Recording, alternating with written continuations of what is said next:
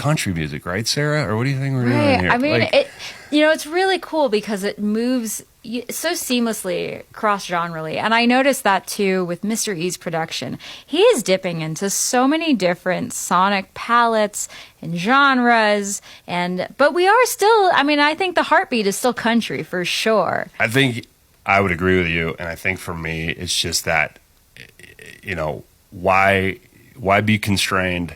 If it moves you, put it down and get it out and see if it moves somebody else, And this song, definitely, as I listen to it, I've listened to the master several times in my truck. A lot of people who produce music, they'll tell you, like, that's one of the ultimate tests. It doesn't matter what you do in big, beautiful studios like the Wrecking Room, you can listen on the studio monitors. The minute you take the CD or the MP3 or whatever it is, and put it in your truck or your car and listen through that, and then it works there, like, that's the final test.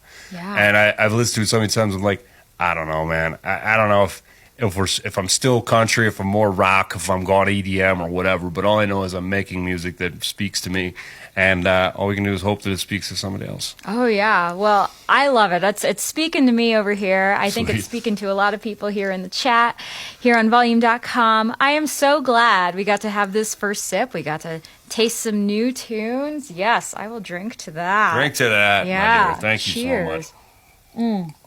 Well, thank you so much for sharing these with us today.